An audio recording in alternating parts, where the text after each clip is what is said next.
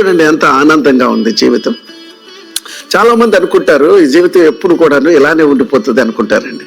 కానీ పరిస్థితులు అనేటువంటివి ఎప్పుడు ఎలా మారిపోతాయో తెలియదు. కాబట్టి life is not permanent in this world. ఇది ఈరోజు మన టాపిక్. జస్ట్ మీరు వినండి. మీకు అందరికీ తెలుసు, మ్యారిలిన్ మన్రో అనేటువంటి ఒక అందమైనటువంటి యువతిని గురించి ప్రపంచం అంతా దినాల్లో మాట్లాడుకునేది. ఎందుకంటే అమెరికాలో ఆమె అంత అందమైనటువంటి స్త్రీ కానీ, ఆమెలాగా నటించేటువంటి ఆ నటి కానీ ఎక్కడా లేదు. ప్రపంచంలోనూ గొప్ప పేరు. ఎందుకంటే ఆమెను పెళ్లి చేసుకోవటానికి అప్పట్లో ఉన్నటువంటి అమెరికన్ ప్రెసిడెంట్స్ చాలా మంది కూడా ఇష్టపడ్డారు. అలానే జార్జ్ బెర్నార్డ్ షో అనేటువంటి ఒక గొప్ప వ్యక్తి కూడాను ఆమెను ప్రేమించాడు, పెళ్లి చేసుకోవాలనుకున్నాడు. కానీ ఆమె ఎవరికి అవకాశం ఇవ్వలేదు. ఆమె అనుకుంది తన జీవితం ఈ లోకంలో ఇలానే సాగిపోతుంది, తన అందం ఇలానే ఉంటుంది, తన ఐశ్వర్యం ఇలానే ఉంటుంది, తనకున్నటువంటి క్రేజ్ కానీ, తనకున్నటువంటి సెలబ్రిటీస్ కానీ, ఫాలోయర్స్ అలానే ఉంటారు, తన జీవితం ఆనందంగా సాగిపోతుంది అనుకున్నారు. కానీ ఒక రోజున దేవుడు ప్రతి ఒక్కరికి ఒక అవకాశం ఇస్తాడండి. ఎందుకంటే ఆ దేవుని ప్రేమను తెలుసుకొని ఈ లోకంలో సత్యాన్ని తెలుసుకొని జీవించాలని.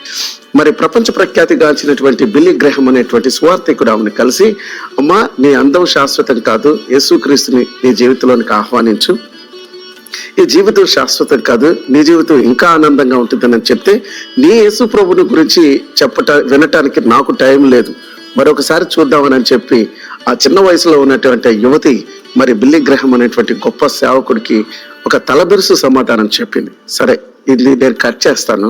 అయితే ఒక వీక్కి జరిగినటువంటి విషాద ఘటనను మీ ముందుకు తీసుకొస్తున్నాను. ఎందుకంటే ఆమె 1 వీక్ తర్వాత నిద్రపోవటానికి మరి ఆమె వాడినటువంటి టాబ్లెట్స్ ఓవర్ డోస్ అవటం వలన తన అపార్ట్మెంట్లో విగత జీవిగా ఆమె చనిపోయి పడి ఉంటే 4 రోజుల తర్వాత ఇల్లుని, తనున్న అపార్ట్మెంట్ తలుపులను బ్రేక్ చేసి అప్పుడు తన శవాన్ని తీసుకొచ్చేటప్పటికి కుళ్ళిపోయింది. ఇప్పుడు ఒకసారి చెప్పండి, ఆమె అందమైనటువంటి ముఖము, శరీరం అంతా కూడాను పురుగులు పట్టింది. దిక్కులేనటువంటి చావు చనిపోయింది. మిత్రమా, డబ్బు కానీ, లోకంలో ఉన్నటువంటి ఆస్తులు కానీ, సంపద ఏది శాశ్వతం కాదు. ఈనాడు 24/7 అనేటువంటి వార్తలు, యాక్సిడెంట్స్ ద్వారా ఎంతో మంది బలైపోతున్నారు. ఆత్మహత్యల ద్వారా అనేక రకమైనటువంటి మరి ప్రపంచంలో ప్రతిదినం కూడాను మరణ వార్తలే వింటూ ఉన్నాం. నేను ఒక్క మాట చెప్తాను ఒక దైవ సేవకుడిగా, today is the day of salvation అండి. నీకున్నటువంటి ఏది కూడాను శాశ్వతం కాదు. మన జీవితమే ఈ లోకంలో ఏ క్షణంలో ఎప్పుడు ఈ జీవితం ముగిస్తుందో తెలియదు. కాబట్టి యేసుక్రీస్తుని మీ జీవితంలోనికి ఆహ్వానించండి.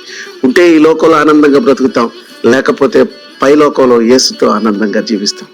మరి ఎప్పుడు బిజీగా ఉండేటువంటి నీవు ఈ వీడియో ద్వారా యేసయ్య ప్రేమను గుర్తిస్తావా?